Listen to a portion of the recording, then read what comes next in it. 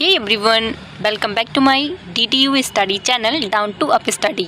Hope you are all doing great and आप भी well and healthy होंगे। So guys, आज का हमारा session UP triple S C PET exam 2025 के लिए है। और इस सेशन की मैं बात करूँ तो इसमें लगभग 100 क्वेश्चन हैं, जिसमें शुरुआत में हिंदी के रखे गए हैं क्वेश्चन, फिर जीके जीएस हैं और करंट अफेयर्स भी इसमें इंक्लूडेड है। इस गाइज क्वेश्चन बहुत ही अच्छे लेवल के हैं, ईजी टू मॉडरेट क्वेश्चन है। और हमारी पूरी कोशिश है कि जब भी आप अपने एग्ज़ाम में जो 6 और 7 सितंबर को आपको एग्ज़ाम है, एग्ज़ाम में बैठे एज इट इज़ हमारे सेशन से आपको 10 से 15 क्वेश्चन आपके एग्ज़ाम में देखने को मिले हमारे सेशन से। सो गाइस, बिना देरी करते हुए हम अपना क्वेश्चन को देखते हैं। क्वेश्चन है, आप देख पा रहे होंगे क्वेश्चन ऑन दिस स्क्रीन।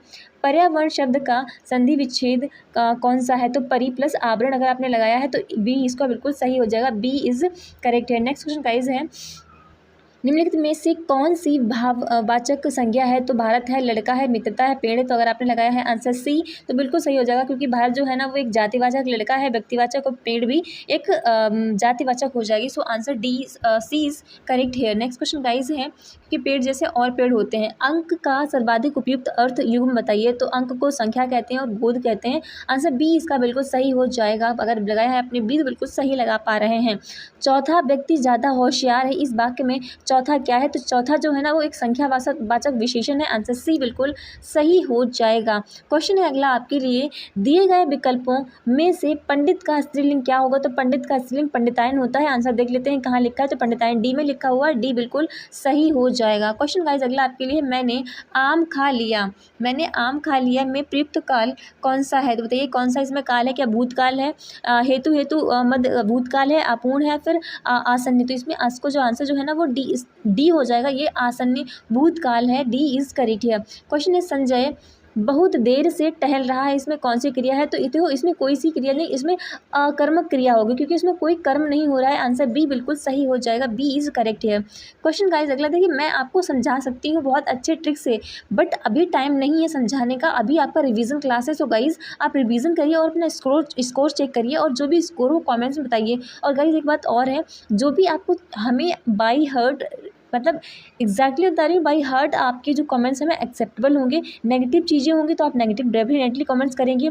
और पॉजिटिव होंगे तो डेफिनेटली आप पॉजिटिव कमेंट्स करेंगे। बाई हार्ट हमें एक्सेप्ट होंगे, और जो भी हम सुधार सकते हैं पूरी सुधारने की कोशिश करेंगे। सो गाइस क्वेश्चन को देख लेते हैं। एक क्वेश्चन हमारा हो गया, इसका बी बिल्कुल सही है आंसर। नेक्स्ट क्वेश्चन है हमारे लिए। क्वेश्चन है, ऐसा लगा मानो बम फटा हो, वाक्य में कौन सा अव्यय है? तो यहाँ पर स्वरूप बोधक, ये जो है ना अव्यय, स्वरूप बोधक अव्यय है, यानी कि ए बिल्कुल सही हो जाएगा। अभी फिलहाल समझाने का टाइम बिल्कुल नहीं है, यहाँ पर रिविजन का टाइम है। निम्नलिखित में से तालब्य जो ध्वनि है वो क्या ट है, प है, श है, या फिर क्या है? तो आपको बता दूं, शुरुआत कहाँ से होती है? तो हमारे कंठ से। आप याद कैसे करें? तो कंठ से होती है, फिर हमारा आता है, कंठ के बाद आता है हमारा तालु, फिर आता है हमारा दंते, फिर आता है मूर्धा। ठीक है, तो ये इन्हें पूछा है कि इसमें तालब्य, एक मिनट रुकिएगा, इसमें आपको जरा, मेरा पेन नहीं सही से चल रहा है। तो यहाँ पर देखिए इसमें पूछा गया तालब्य, जो तालब्य से शुरुआत होती है तो इसका जो हो जाएगा श, तालब्य से श। आंसर सी बिल्कुल सही हो जाएगा, सी। जो तालब्य होते हैं जिनमें, और इनको जो श होते हैं ना इनको ऊष्मीय व्यंजन भी कहते हैं, ऊष्मीय व्यंजन भी कहते हैं। आंसर सी इस करेक्ट है। जो तालु से बोले जाते हैं, कै चैट है, टैप है। ठीक है, इसको इनके ऐसे याद करते हैं। क्वेश्चन गाइस अगला है, निर्देश उपर्युक्त विलोम शब्द का चयन कीजिए। उपकार का विलोम क्या होगा? तो बताइए उपकार का विलोम जो है ना वो अपकार हो जाएगा, यानी कि सी इसका बिल्कुल सही हो जाएगा, सी इज करेक्ट हेयर, सी बिल्कुल सही हो जाएगा। नेक्स्ट है अनादर, जो है ना अनादर का बताइए क्या हो जाएगा? तो मान, सम्मान, आदर, फिर सत्कार हो जाएगा। तो इसका आपने बता दिया होगा, अनादर का आदर हो जाएगा, सी इसका करेक्ट हो जाएगा। नेक्स्ट है अभिमान का, बताइए क्या हो जाएगा? तो अभिमान का इसका ऑपोजिट पूछा जा रहा है, तो अभिमान का क्या हो जाएगा? अभिमान का अनविज्ञ हो जाएगा, यानी कि अनविज्ञ। आंसर बी बिल्कुल सही हो जाएगा, बी इज करेक्ट है। नेक्स्ट है अथ, अथ शब्द का जो है ना विलोम क्या हो जाएगा? तो अथ शब्द का विलोम इति हो जाएगा, यानी कि इति, ए बिल्कुल सही हो जाएगा। अगर आपको देख पा रहे हैं ए तो बिल्कुल सही दे पा रहे हैं, आंसर ए इज करेक्ट है। करुण शब्द का विलोम क्या हो जाएगा? तो करुण शब्द का हो जाएगा निष्ठुर, यानी कि बी बिल्कुल सही हो जाएगा, B is correct here, B बिल्कुल सही आपका हो जाएगा। जिसकी जिसकी आशा ना की गई हो, प्रत्याशा, अप्रत्याशित, आशातीत या फिर अप्रत्याशा। तो बताइए इसका आंसर क्या है। तो इसका आंसर गाइस अगर आपने लगाया है बी यानी कि अप्रत्याशित तो बिल्कुल सही लगाया। जिसकी आशा नहीं की जा सकती उसको अप्रत्याशित बोलते हैं। बी बिल्कुल सही हो जाएगा। क्वेश्चन गाइस अगला है आदि से अंत तक, तो उसको क्या बोलेंगे। अध्योपांत, आदि, दिगंत या फिर अंतिम। क्वेश्चन इसका जो अगर आपने आंसर दिया है ए यानी कि अध्योपांत तो बिल्कुल सही दिया है। अध्योपांत आदि से अंत तक को अध्योपांत वन वर्ड्स में बोलते हैं। आंसर ए इज करेक्ट है। क्वेश्चन अगला है ज्यों ज्यों बूढ़े श्याम रंग, ज्यों ज्यों बूढ़े श्याम रंग त्यों त्यों उज्ज्वल हुए, उपयुक्त पंक्ति में कौन सा अलंकार है। तो बताइए इसमें कौन सा अलंकार है। बताइए उत्प्रेक्षा है, विरोधाभास है या फिर उपमा है या फिर यमक है। तो इसमें देखिए विरोधाभास है। आप देख रहे हैं ज्यों ज्यों बूढ़े श्याम रंग त्यों त्यों उज्ज्वल हो जाए, मतलब जैसे जैसे आप बूढ़े श्याम हो रहे हैं उसी तरह से उज्ज्वला उनमें आ रहा है। तो इसमें एक तरह से कंपेयर किया जा रहा है कि विरोधाभास हो रहा है। तो बी बिल्कुल इसका सही हो जाएगा। क्वेश्चन अगला है आपके लिए पानी पीकर जात पूछना मुहावरे का अर्थ क्या हुआ। तो पानी पीकर जात पूछने का मतलब है काम निकलने के बाद सोचना, यानी कि सी ये बिल्कुल सही हो जाएगा। सी इज़ करेक्ट है। सी अगर आपने आंसर दिया है तो आप बिल्कुल सही दे पा रहे हैं। गाइस क्वेश्चन है अगला आपके लिए बहुत ही अच्छे लेवल का क्वेश्चन है और डिट्टो आप देखेंगे डिट्टो एज इट इज़ आपके एग्जाम में क्वेश्चन हमारे सेशन से उठकर आएंगे। आप जब एग्जाम में बैठेंगे तो आप जरूर हमारे सेशन को याद करेंगे। अगर आप सेशन को पूरी तरह से पेशेंस से देख पा रहे हैं और अच्छे से इनको रीड आउट कर रहे हैं और विजुअली देख रहे हैं तो बिल्कुल आपको बिल्कुल क्वेश्चन इसी तरह के देखने को मिल जाएंगे। क्वेश्चन है अगला पूर्णतः महत्वहीन अर्थ को प्रकट करने वाली लोकोक्ति है, यानी पूर्णतया महत्वहीन अर्थ को कोई इसका अर्थ ही नहीं बनता। 3 में न 13 में मृदंग बजाए डेरा में, 3 कनौजिया 13 चूहे, 3 13 होना उपयुक्त में सभी। तो बताइए इसका आंसर क्या है। तो इसका जो है ना आंसर हो जाएगा ए यानी 3 में न 13 में मृदंग बजाए डेरा में। ए बिल्कुल इसका सही हो जाएगा। अगर आपने आंसर दिया है ए तो बिल्कुल आपने सही दिया है। ए इज़ करेक्ट है। क्वेश्चन अगला किस क्रमांक में एरा प्रत्यय नहीं है। देखो प्रत्यय जो होते हैं, प्रत्यय मतलब जो पीछे शब्द के पीछे लगे होते हैं उनको प्रत्यय बोलते हैं। तो इसमें किस में प्रत्यय नहीं लगा हुआ है। तो चटेरा में, ममेरा में, फुफेरा में, फिर मौसेरा में। बताइए किस में नहीं लगा हुआ है। तो अगर आपने आंसर लगाया है ए तो बिल्कुल सही लगाया क्योंकि चटेरा में जो है ना प्रत्यय नहीं लगा हुआ है। इसमें चटेरा में प्रत्यय किसी तरह का नहीं लगा हुआ है। ए बिल्कुल सही हो जाएगा। अगला है प्रतिष्ठा में कौन सा उपसर्ग लगा है। गाइस मैं आपको बता चुकी हूँ ये ट्रिक होती है। उपसर्ग जो है ना वो आगे लगते हैं, शब्द के आगे जो भी लगते हैं उनको उपसर्ग कहते हैं। तो इसमें बोला कि उपसर्ग लगा हुआ है तो प्रय उपसर्ग है, प्रति उपसर्ग है, परि उपसर्ग है या फिर परा है। प्रतिष्ठा में कौन सा जो है ना उपसर्ग है। तो प्रति इसका हो जाएगा, यानी कि बी बिल्कुल इसका सही होना चाहिए। बी बिल्कुल सही हो जाएगा। क्वेश्चन गाइस अगला है गुरु दक्षिणा में समास है। तो गुरु दक्षिणा में बताइए कौन सा समास है। तो बताइए इसका आंसर अगर आपने दिया है गुरु से दक्षिणा, ठीक है, तो संप्रदान या गुरु को दक्षिणा दी गई यानी कि इसका संप्रदान हो जाएगा। इसका आंसर जो है ना वो होना चाहिए सी। अगर आपने लगाया है सी तो आपने बिल्कुल सही लगाया है। इन संप्रदान समास इसका बिल्कुल सही हो जाएगा। नेक्स्ट क्वेश्चन गाइस अगला है निम्नलिखित में से किस में तत्पुरुष समास नहीं है। तत्पुरुष समास आपको पता है जो 6 प्रकार के होते हैं। कर्ता ने कर्म को करण से संप्रदान के लिए ये 6 प्रकार के समास होते हैं। तो बताइए इसमें किसमें समास ये नहीं है।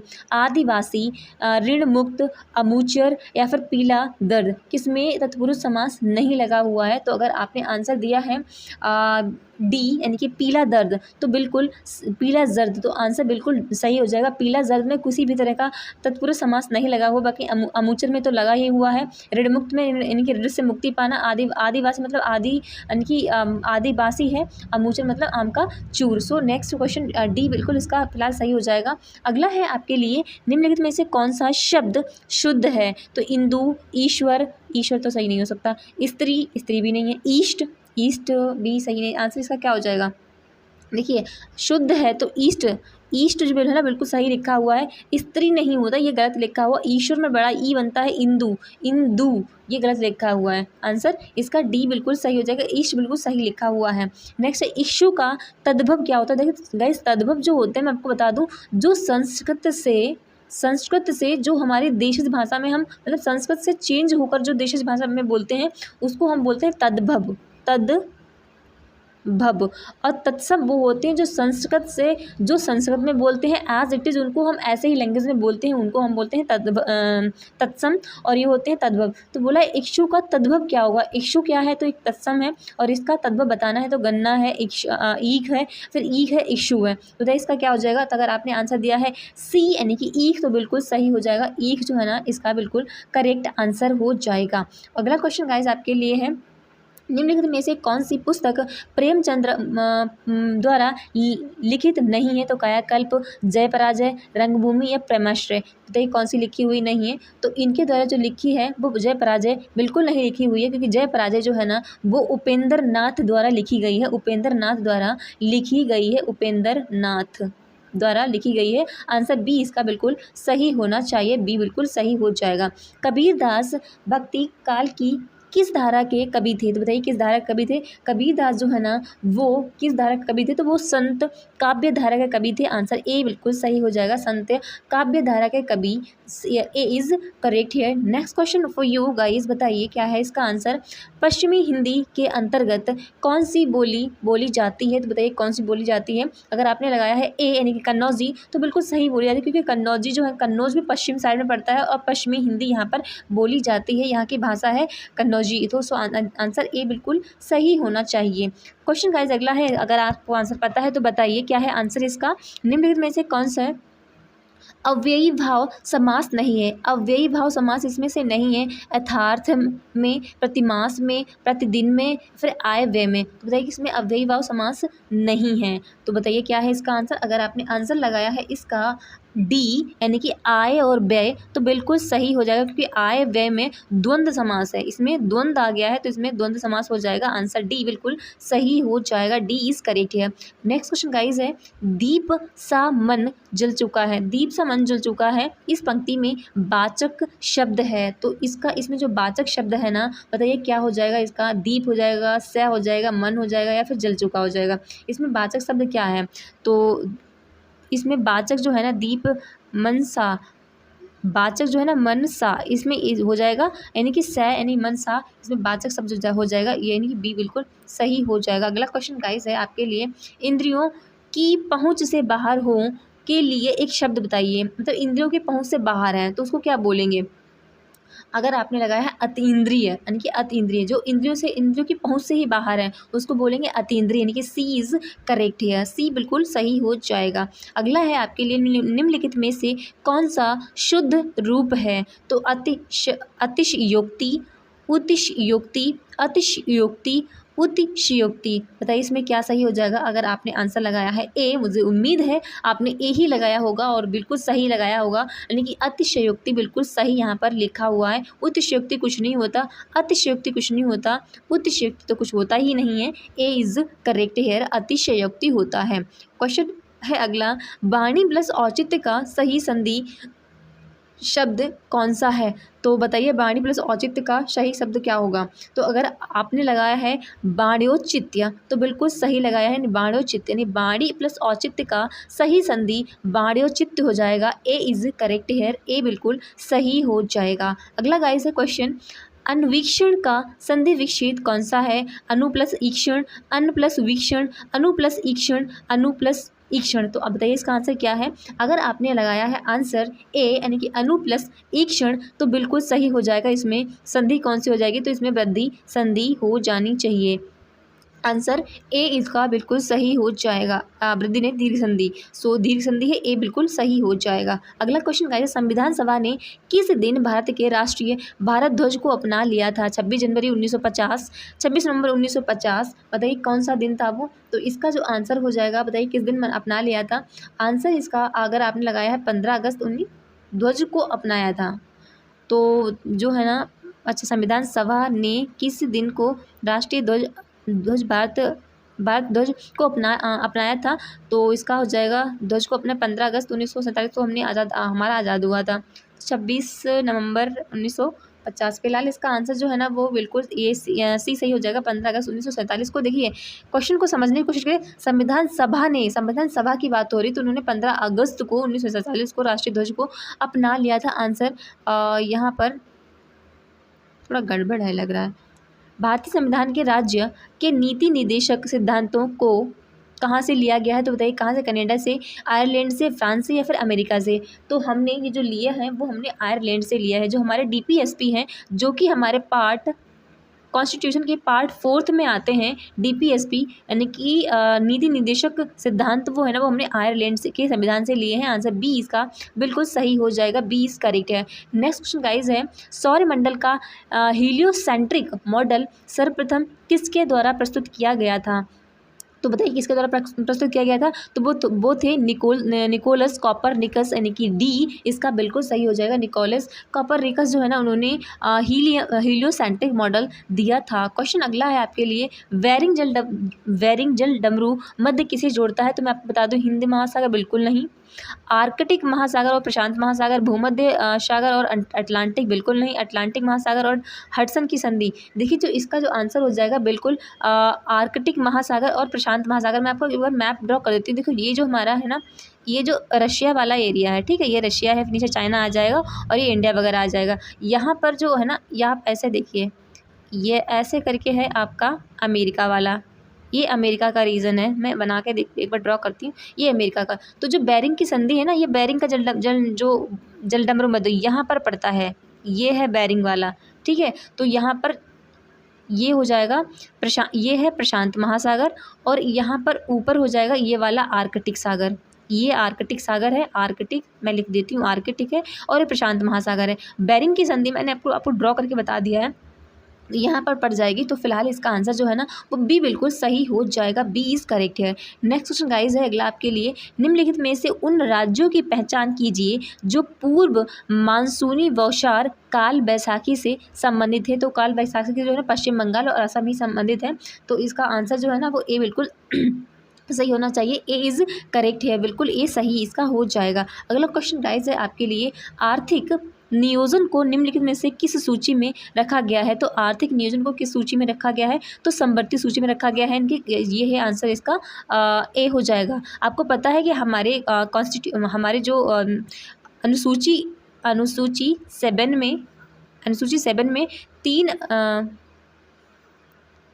तीन प्रकार की सूचियाँ, 3 प्रकार का सब्जेक्ट डिवाइड किए गए सूचियाँ हैं। इसमें है राज्य सूची है, एक स्टेट जो राज्य है, एक केंद्र की सूची है, एक समवर्ती सूची है। तो समवर्ती सूची में आर्थिक नियोजन को रखा गया है, यानी कि ए बिल्कुल सही हो जाएगा, ए इज़ करेक्ट है। क्वेश्चन अगला है, भारत डैश डैश डैश में ब्रिटिश साम्राज्य के प्रत्यक्ष शासन के अधीन आ गया था, यानी कि कब शासन के अधीन? तो वो था 1858 वाली जो 57 की क्रांति हुई थी। तो फिर 1858 में हम पूरी तरह से ईस्ट इंडिया कंपनी से शासन डायरेक्ट ब्रिटेन क्राउन के पास चला गया था, यानी कि डायरेक्ट ब्रिटेन क्राउन के पास चला गया था। सो आंसर इसका हो जाएगा बी बिल्कुल सही, बी इज़ करेक्ट है। क्वेश्चन अगला है, प्रसिद्ध संगाई महोत्सव पूर्वोत्तर भारत के किस राज्य में आयोजित किया जाने वाला एक वार्षिक सांस्कृतिक उत्सव है? तो मेघालय, मणिपुर, त्रिपुरा या फिर नागालैंड, तय किस में माना जाता है? तो अगर आपने आंसर लगाया है बी, मुझे उम्मीद है आपने बिल्कुल सही लगाया होगा, यानी बी इसका सही हो जाएगा। जो संगाई महोत्सव है ना, वो मणिपुर में मनाया जाता है, बी इज़ करेक्ट है। अगला क्वेश्चन गाइज है, भारतीय शास्त्रीय गायक पंडित जसराज इनमें से किस घराने से संबंधित है? तो जो जसराज जी है ना, वो मेवाती घराने से संबंधित है, यानी कि बी बिल्कुल सही हो जाएगा, मेवाती घराने से रिलेटेड है। क्वेश्चन अगला है आपके लिए, पुस्तक to the brink and brick है, यहाँ पे देखिए, brink to the brink and back Indian 1991 story के लेखक कौन है? तो अगर आपने लगाया है जयराम रमेश, यानी कि ए, तो बिल्कुल सही हो जाएगा। गाइस आप जो है ना, इसको इस तरह के क्वेश्चन को रट लिया करें, क्योंकि ये पुस्तक वगैरह बहुत ज़्यादा पूछी जाती हैं। तो इसका ए हो जाएगा बिल्कुल सही, यानी कि to the brink and break Indian 1991 story के लेखक है ना जयराम रमेश जी। आंसर ए इसका बिल्कुल सही हो जाएगा। अगला है क्वेश्चन, अगला है गाइस आपके लिए,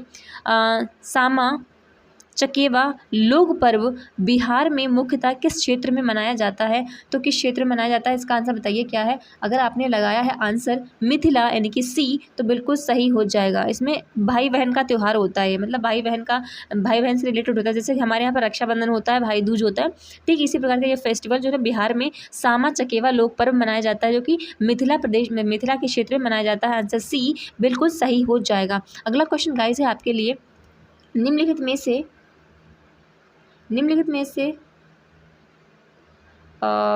थोड़ी डिस्टर्बेंस आ रही है मुझे पेन चलाने में।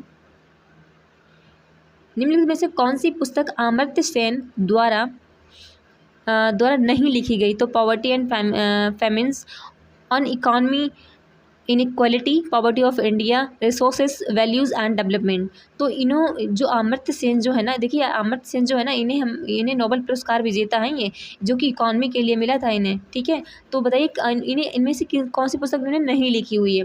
तो इनकी जो पुस्तक है ना पॉवर्टी ऑफ इंडिया, इनकी बिल्कुल नहीं लिखी हुई है। पॉवर्टी ऑफ इंडिया जो है ना पुस्तक इनकी नहीं, बाकी इनकी सारी पुस्तक लिखी हुई हैं। सो सी इसका बिल्कुल सही हो जाएगा। अगला क्वेश्चन देखते हैं गाइज, अंतर्राष्ट्रीय महिला दिवस हर साल डैश डैश डैश 8 मार्च को मनाया जाता है। तो आंसर सी इसका बिल्कुल सही होना चाहिए। सी इज करेक्ट है। 8 मार्च को अंतर्राष्ट्रीय महिला दिवस मनाया जाता है। आंसर सी सही हो जाएगा। साहित्य में भारत के एकमात्र नोबेल पुरस्कार विजेता कौन है? तो Rabindranath Tagore. Answer A is correct है। नेक्स्ट क्वेश्चन देखते हैं, संयुक्त राष्ट्र यानी कि यूनाइटेड नेशन का मुख्यालय कहाँ स्थित है? तो यूनाइटेड नेशन का मुख्यालय जो है ना न्यूयॉर्क में है, यानी कि न्यूयॉर्क सिटी में स्थित है। सी इज करेक्ट है, न्यूयॉर्क सिटी। सी बिल्कुल सही हो जाएगा। अगला है अंतरिक्ष, क्या पूरा क्वेश्चन है, अंतरिक्ष में जाने वाले पहले भारतीय कौन थे? तो वो थे राकेश शर्मा थे। आंसर ए इसका बिल्कुल सी बिल्कुल सही होना चाहिए। सी इज करेक्ट है। राकेश शर्मा पहले अंतरिक्ष में जाने वाले व्यक्ति थे। नेक्स्ट है, निम्नलिखित में से कौन सा टेनिस टूर्नामेंट क्ले कोर्ट पर खेला जाता है? तो बताइए कौन सा टेनिस टूर्नामेंट है? तो वो है रोलैंड गैरोस। आंसर ए इसका सही हो जाएगा, रोलैंड गैरोस। अगर आपने लगाया है आंसर ए तो बिल्कुल सही लगा पा रहे हैं। आंसर ए इज करेक्ट है। क्वेश्चन अगला गाइज आपके लिए है, भारत के किस शहर को पिंक सिटी के नाम से जाना जाता है? तो पिंक सिटी के नाम से जाना जाने वाला शहर जयपुर, जो कि राजस्थान में है। ए बिल्कुल सही हो जाएगा। ए इज करेक्ट है। अगला है आपके लिए NCSM संस्कृति मंत्रालय के अधीन एक स्वायत्त संस्था है। जो NCSM है ना, वो संस्कृति मंत्रालय के अधीन एक स्वायत्त संस्था है। इसका पूर्ण रूप क्या है? तो बताइए क्या है इसका पूर्ण रूप? इसका पूर्ण रूप जो हो जाएगा वो national council of science museum. तो आंसर इसका बी हो जाएगा, national council of science museum जो है ना, आंसर बिल्कुल सही हो जाएगा। National council of science museum, जो कि संस्कृति मंत्रालय के अधीन एक स्वायत्त निकाय है। आंसर बी बिल्कुल सही हो जाएगा। अगला क्वेश्चन गाइज है, प्रतिरोधकता की SI इकाई क्या है? जो प्रतिरोधकता है ना, इसकी SI जो है ना इकाई क्या होती है? तो उसकी ओम मीटर होती है। ओम मीटर कहाँ पे लिखा हुआ है? तो सी बिल्कुल सही हो जाएगा। सी इज करेक्ट है। नेक्स्ट है 10 N का बल किसी वस्तु पर कार्य कर रहा है। वस्तु बल की दिशा में 5 मीटर विस्थापित होती है। देखिए याद रखना, विस्थापन हो रहा है तो किया गया कार्य होता है। तो कितना हो जाएगा बताइए? 5 इंटू 10 तो इक्वल्स टू हो जाएगा 50 N हो जाएगा। इसका आंसर N जूल होना चाहिए, यानी कि 50 J हो जाएगा, क्योंकि मीटर है वहाँ पर N दिया हुआ है। सी इसका बिल्कुल सही हो जाएगा। सी इज करेक्ट है। किस कोण से फेंके जाने पर कोई वस्तु सर्वाधिक दूरी तक प्रक्षेपित होती है? तो किस कोण से फेंकी जा सकती है? तो अगर 45 डिग्री से आप फेंकेंगे तो सबसे ज़्यादा वस्तु है ना वो दूर प्रक्षेपित हो जाएगी। डी बिल्कुल सही हो जाएगा। अगला क्वेश्चन गाइज है, वह स्थिति जिसमें आणविक आकर्षण अत्यधिक दृढ़ होता है। आणविक जो आकर्षण है ना बहुत ही दृढ़ होता है, बहुत ही कठोर होता है। तो बताइए कौन सा वो आकर्षण होता है? तो वो ठोस होता है। ठोस में आणविक आकर्षण बहुत ही अदृढ़ होता है। ए बिल्कुल सही हो जाएगा। अगला है, ये साइंस के क्वेश्चन गाइज हैं आपके लिए, पदार्थ के संदर्भ में निम्न में से कौन सा कथन सही नहीं है पदार्थ के संबंध में? तो आंसर अगर आपने देखिए, आप पढ़िए पहले इनको, पदार्थ के कणों के बीच कोई आकर्षण बल नहीं होता। ए बिल्कुल सही देखो है। इन्होंने बोला कि सही नहीं है कि पदार्थ के, देखो पहले ही आप पढ़िए, पदार्थ के कणों के बीच में कोई आकर्षण नहीं होता, ऐसा कैसे पॉसिबल हो सकता है। तो यही गलत है। आगे हम पढ़ेंगे ही क्यों, और गलत ही पूछा गया है तो ये बिल्कुल गलत हो जाएगा। आंसर से ए सही है। निम्नलिखित में से कौन सा सामान्य तापमान पर द्रव्य अवस्था में होता है, मतलब सामान्य यानी बिल्कुल सामान्य टेम्परेचर है फिर भी वो द्रव्य अवस्था में आ जाता है, कि सोना, चांदी, गैलियम या फिर जर्मेनियम। तो अगर आपने आंसर दिया है इसका सी यानी गैलियम, तो बिल्कुल सही दिया है। गैलियम जो है ना वो सामान्य टेम्परेचर पर भी द्रव अवस्था में यानी कि लिक्विड अवस्था में होता है गैलियम, यानी कि सी इज करेक्ट है।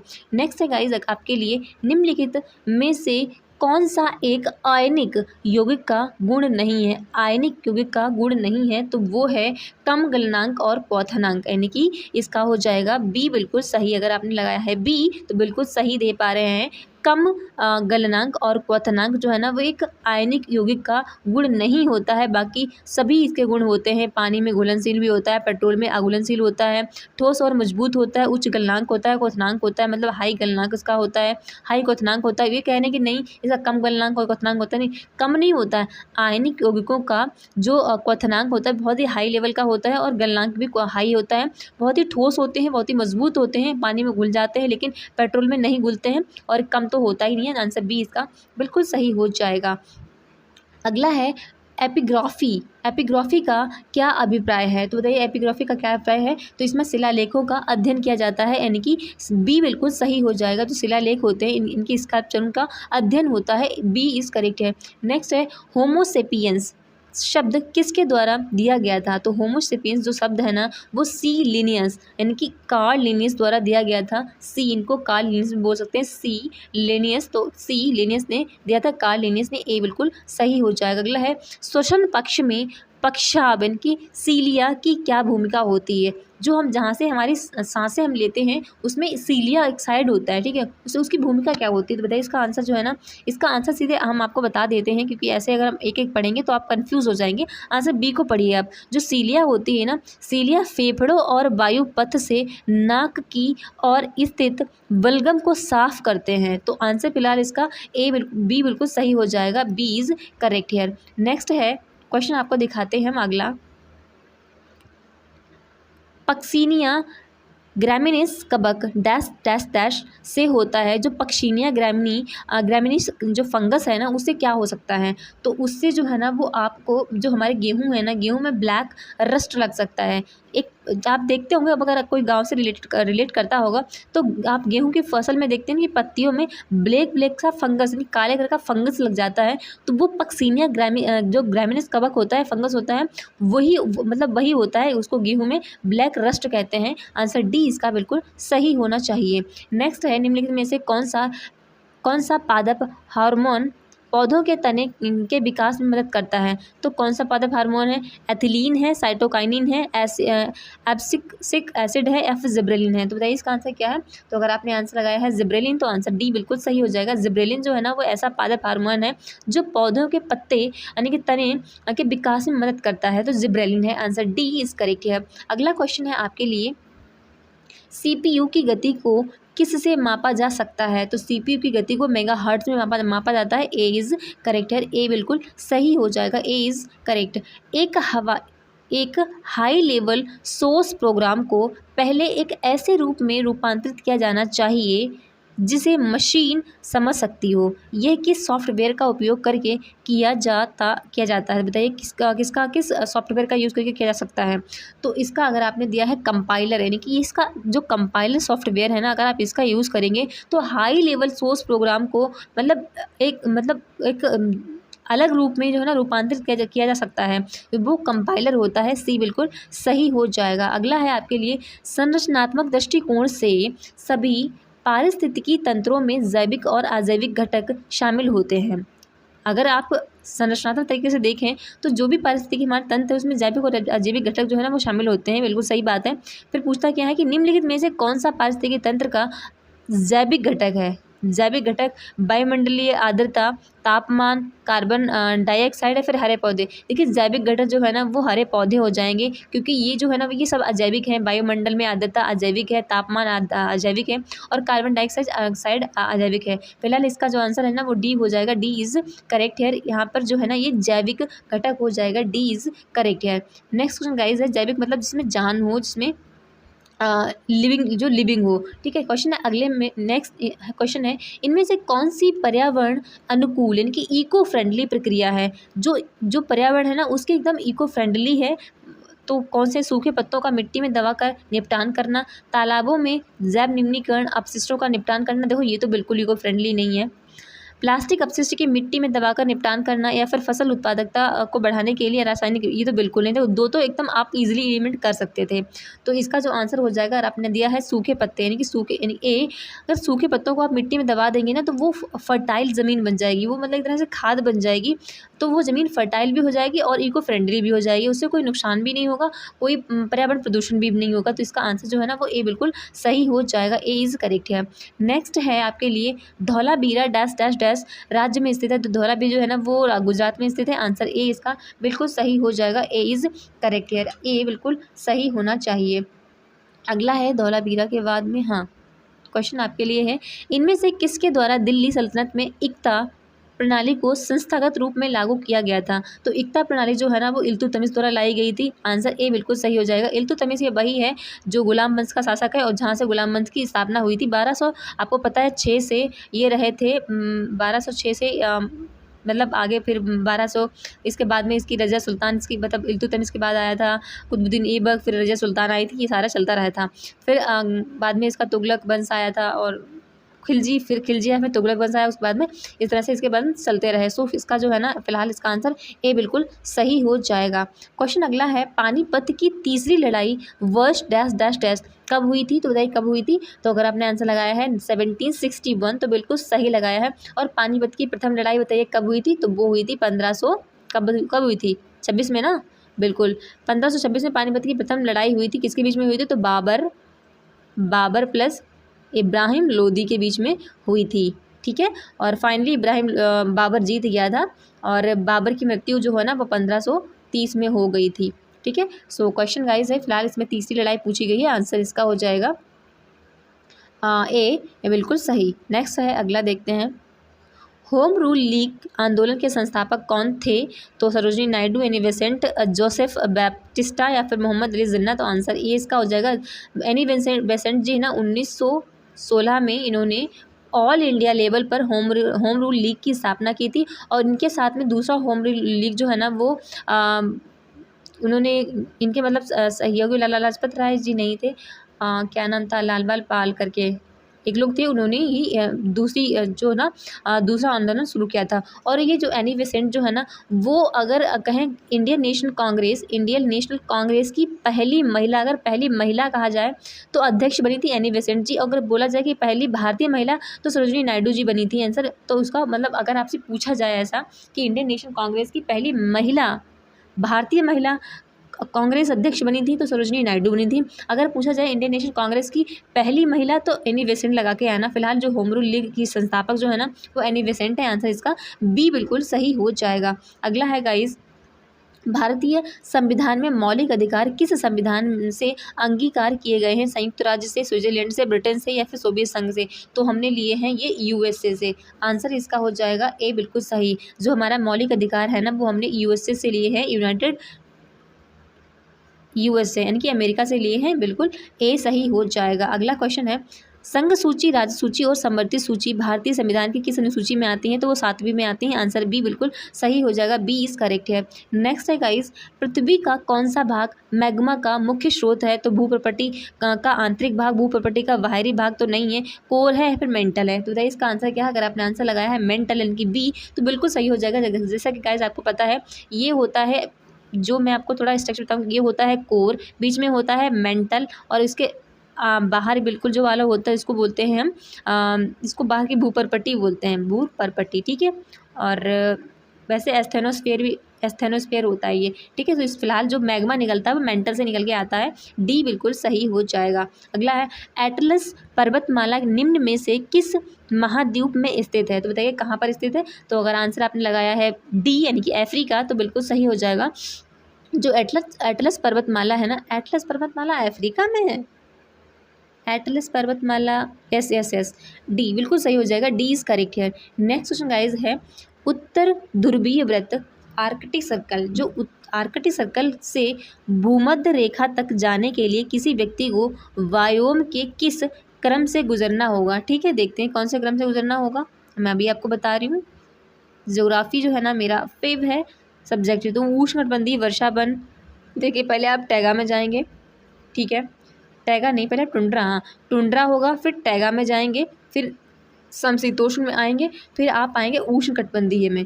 मैं आपको थोड़ा डिटेल में समझाती हूँ इसको क्या होता है। देखिए इसको यहाँ पे रखते हैं, आप ऐसे समझिए, ये है हमारा आर्कटिक सर्कल, और यहाँ पर जो वनस्पति है ना उसको बोलते हैं टुंड्रा, ठीक है। फिर उसके बाद में आता है हमारा टैगा। टैगा में क्या होता है, बहुत ऊंचे ऊंचे वन होते हैं, मतलब ऊंचे ऊंचे पौधे इस तरह से होते हैं। और जो टुंड्रा होता है उसमें बहुत ही मतलब बर्फ़ पर हल्की हल्की घास होती है, बहुत ही ग्रीन हल्की करके दिखाई देती है। फिर आप जब समशीतोष्ण में आएंगे ना, तो यहाँ पर भी काफ़ी ऊंचे ऊंचे पौधे होते हैं, बड़े बड़े पौधे बहुत ही घने होते हैं। और जब आप उष्ण कटिबंधीय वनों में आएंगे ना, तो यहाँ पर हर प्रकार के छोटे बड़े हर प्रकार के पौधे मिलेंगे। तो शुरुआत में आपको टुंड्रा, फिर टैगा, फिर समशीतोष्ण, फिर उष्ण कटिबंधीय मिलेगा। यानी कि जब आप मतलब विषुवत रेखा की तरफ आएंगे तो यहाँ पर आपको उष्ण कटिबंधीय जो है ना वो वर्षा वन मिलेंगे। तो आंसर सी इसका बिल्कुल सही होना चाहिए, सी बिल्कुल सही हो जाएगा। अगला है 1M3 अर्थात मुद्रा आपूर्ति का माप की गणना के लिए किस सूत्र का उपयोग किया जाता है, तो बताइए किस सूत्र का यूज़ किया जाता है। तो अगर आपने आंसर लगाया, देखो मैं आपको बता देती हूँ, जो इसका फ़िलहाल इसका आंसर जो है ना वो सी है। M3 इक्वल्स टू होता है M1, ठीक है, प्लस राष्ट्रीय बचत पत्र को छोड़कर डाकघर में कुल जमा की गई राशि। M1 में होता है आपकी डिमांड प्लस डिपॉजिट, ठीक है, जो मतलब तुरंत डिमांड तुरंत M1 में वो होता है कि मतलब आपने डिमांड की और आपको तुरंत डिपॉजिट मिल गया आपको, तो वो होता है M1 में। इकोनॉमी का कॉन्सेप्ट है, थोड़ा टिपिकल है, इसको समझाने में टाइम लगेगा। मैं आपको समझा तो सकती थी, लेकिन यहाँ पर आपसे डायरेक्ट आप रट लीजिएगा, इसका आंसर सी बिल्कुल सही हो जाएगा। अगर आपसे M3 का फॉर्मूला पूछा जाए तो M3 जो है ना M1 प्लस जो भी राष्ट्रीय बचत पत्र को छोड़कर डाकघर में जमा की गई राशि, तो इसका हो जाएगा AC बिल्कुल सही हो जाएगा। अगला क्वेश्चन है भारत में बच्चों को मुफ्त और अनिवार्य शिक्षा का अधिकार किस वर्ष में पेश किया गया, तो वो 2009 में आया था। तो आंसर इसका हो जाएगा ए बिल्कुल सही, ए इज़ करेक्ट हियर। अगला हो जाएगा गाइस, क्वेश्चन है गणगौर भारत के किस राज्य का एक प्रसिद्ध त्यौहार है, तो गणगौर जो है ना वो राजस्थान में मनाया जाता है। ए इज़ करेक्ट हियर, ए बिल्कुल सही हो जाएगा। उस्ताद अमजद अली खान निम्नलिखित में से किस वाद्य यंत्र के वादक हैं, तो बताइए किस वाद्य यंत्र के वादक हैं। तो वो जो है ना वो सरोद बजाते हैं। आंसर बी अगर आपने लगाया है तो बिल्कुल आपने सही लगाया है, B is correct here. Next question for you, Anand Math उपन्यास के लेखक हैं, तो वो हैं बंकिम चंद्र चट्टोपाध्याय जी। आनंद मठ में ही राष्ट्रगान जनगण मन लिखा हुआ था। सो गाइस अगला है वंदे मातरम। हाँ, भगवत गीता का सर्वप्रथम अंग्रेजी अनुवाद किसके द्वारा किया गया था, तो William Jones, Charles Wilkins, Max Muller या फिर कोल ब्रुक। बताइए इसका आंसर क्या है। तो अगर आपने आंसर लगाया है बी यानी कि चार्ल्स बिलिंकन्स, तो बिल्कुल सही लगाया है, क्योंकि भगवत गीता का अंग्रेजी में अनुवाद चार्ल्स बिलिंकन्स ने करवाया था, क्योंकि वो भारत की संस्कृति को समझना चाह रहे थे। ठीक है, तो बिल्कुल यहाँ पर बी बिल्कुल सही हो जाएगा। अगला है अंतर्राष्ट्रीय योग दिवस किस दिन मनाया जाता है, तो बताइए किस दिन मनाया जाता है। 21 जून को योग दिवस मनाया जाता है। योग दिवस जो है ना वो अंतर्राष्ट्रीय लेवल पर 21 जून को मनाया जाता है। ए इज़ करेक्ट है। अगला क्वेश्चन गाइज है बिहार में स्थित महाजनपदों के बारे में जानकारी मिलती है, तो किससे मिलती है, बताइए इसका आंसर क्या है। तो बिहार में जो है ना वो अंगुत्तर निकाय जो है ना इससे जानकारी मिलती है। बी इज़ करेक्ट है, अंगुत्तर निकाय से इस बारे में जानकारी मिलती है। अगला क्वेश्चन है आपके लिए, बताइए इसका आंसर क्या है। चिकित्सा के क्षेत्र में पहला नोबेल पुरस्कार 1901 में या टीके की खोज के लिए दिया गया था, तो वो किस टीके के लिए? अच्छा, कौन सा टीका था? तो वो डिप्थीरिया का टीका था। डिप्थीरिया के टीके के लिए 1901 में चिकित्सा के लिए नोबेल पुरस्कार मिला था। आंसर ए इसका बिल्कुल सही हो जाएगा। अगला क्वेश्चन है FAO यानी food and agriculture organisation. Food and agriculture organisation एक विशेष एजेंसी है जो यूएन यूनाइटेड नेशन की ओर से कार्य करती है। इसका पूर्ण रूप क्या है? पूर्ण रूप तो मैंने पहले बता दिया, food and agriculture organisation. Food and agriculture organisation, B बिल्कुल सही होना चाहिए इसका। हाँ, बी बिल्कुल सही है, बी इज करेक्ट है। अगला क्वेश्चन है भारतीय अंतरिक्ष कार्यक्रम का जनक किसे कहा जाता है? तो बताइए कौन है? तो वो है विक्रम साराभाई। आंसर सी बिल्कुल सही हो जाएगा। देखो सी नहीं, इसमें बी लिखा हुआ है, बी बिल्कुल सही हो जाएगा। अगला क्वेश्चन है एजरा कप इनमें से किस खेल से संबंधित है? मुझे स्पोर्ट में बिल्कुल इंटरेस्ट नहीं है, स्पोर्ट लवर इसका आंसर बताएंगे तो बताइए क्या है? एजरा कप किससे संबंधित है? तो एजरा कप जो है ना वो संबंधित है पोलो से। आंसर सी बिल्कुल सही हो जाएगा, सी इज करेक्ट है। नेक्स्ट क्वेश्चन गाइज है नामद्रोलिंग मठ भारत के किस राज्य में स्थित है? जो नामद्रोलिंग मठ है वो किस राज्य में स्थित है? तो जो है ना वो कर्नाटक में स्थित है। आंसर डी इसका बिल्कुल सही हो जाएगा, कर्नाटक में स्थित है, डी इज करेक्ट है। अगला क्वेश्चन है गाइस विविध विषयों पर जानकारी के संग्रह यानी बृहत संहिता को किसके द्वारा लिखा गया है? बराहमीर, कलहण, चरक, नागार्जुन। तो इसको लिखा जो है ना वो बराहमीर ने लिखा है, बराहमीर जी ने बृहत संहिता को लिखा है, ए बिल्कुल सही हो जाएगा। अगला है संवेग की एसआई पद्धति में इकाई क्या है? तो संवेग की इकाई पद्धति में किलोग्राम मीटर पर सेकेंड, किलोग्राम मीटर पर सेकेंड, बी इज करेक्ट है। नेक्स्ट क्वेश्चन है 50 एन का एक बल्ब एक वस्तु को 10 मीटर तक विस्थापित कर देता है। तो देखो 50 × 10 तो ये हो जाएगा 500 और वो ये जूल में जाएगा, तो इसका आंसर होना चाहिए ए। हाँ, तो ये बिल्कुल सही हो जाएगा, ए इज करेक्ट है।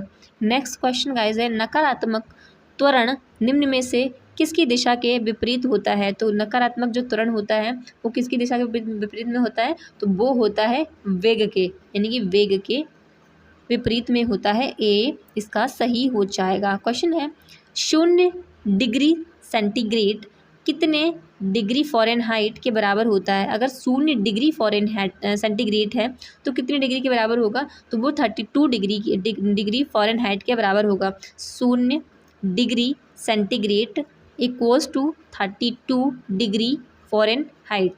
ठीक है, डी इज करेक्ट है। अगला क्वेश्चन आपके लिए एक मिश्र धातु किसका एक उदाहरण है? तो बताइए किसका उदाहरण है? तो मिश्र धातु जो है ना वो ठोस विलयन का उदाहरण है। ठोस विलयन में मिश्र धातु होती है। इसमें सी बिल्कुल यहाँ पर सही होना चाहिए, सी बिल्कुल सही हो जाएगा। निम्नलिखित में से कौन सी एक उप धातु है? सीसा, ब्रोमीन, सोना या फिर सिलिकॉन। अगर आपने लगाया है सिलिकॉन तो सी बिल्कुल डी बिल्कुल सही हो जाएगा, डी इज करेक्ट है, क्योंकि ये क्वेश्चन रिपीटेड है। देखो कई बार पूछा जा चुका है। प्राचीन काल के जानवरों, पौधों एवं अन्य जीवों के संरक्षित अवशेषों या फिर चिन्हों के अध्ययन का विज्ञान कहलाता है। तो क्या कहलाता है? तो एंथ्रोपोलॉजी या फिर आर्कियोलॉजी, पैलियोटोलॉजी या फिर फार्माकोलॉजी, क्या कहा जाता है इसको?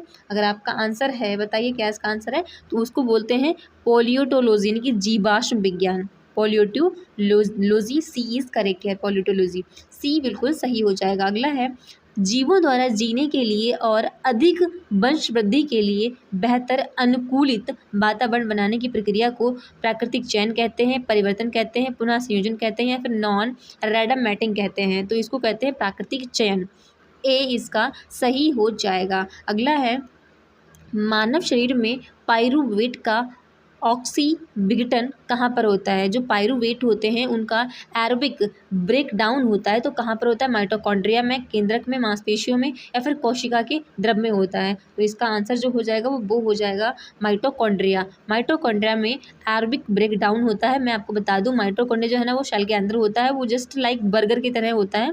इसका शेप बना देती हूँ मैं, बर्गर की तरह होता है। और माइटोकॉन्ड्रिया के पास अपना खुद का डीएनए होता है। वैसे सेल में डीएनए कहाँ होता है? तो वो केंद्रक में होता है। माइटोकॉन्ड्रिया का खुद का अपना भी डीएनए होता है। फिलहाल इसका आंसर जो है ना वो ए हो जाएगा।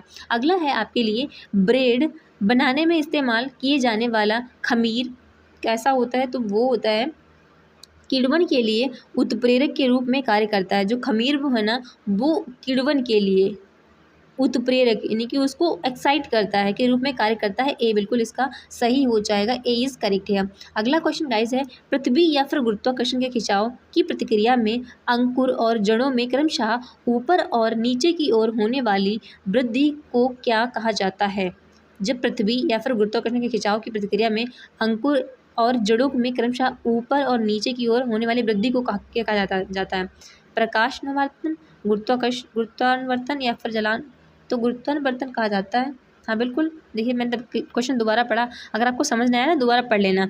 यहाँ पर गुरुत्वाकर्षण की बात, क्योंकि गुरुत्वाकर्षण ना खींचता है अपनी साइड में चीज़ों को, तो ऊपर नीचे की ओर वाली वृद्धि, होने वाली वृद्धि को क्या कहेंगे? तो गुरुत्वावर्तन कहेंगे। बी बिल्कुल सही हो जाएगा, बी इज़ करेक्ट है। अगला क्वेश्चन गाइस है, कौन सा बैकअप के बारे में सच नहीं है? बैकअप के बारे में सच नहीं है तो आप इसका सी पे ज़रा पढ़िए क्या लिखा है इसमें। पीसी को नियमित रूप से बैकअप की आवश्यकता नहीं होती है। जो पीसी है ना आपका कंप्यूटर का सिस्टम है पीसी, तो इसमें बैकअप की आवश्यकता नहीं होती है। इसका सी बिल्कुल सही हो जाएगा। अगला है, कंप्यूटर प्रोग्रामिंग में वायरस का सही पूर्ण रूप क्या है? जो कंप्यूटर का प्रोग्रामिंग एक में वायरस होता है उसका सही रूप क्या है? तो ज़रा आप सेकेंड को पढ़ना, सेकंड को पढ़िए।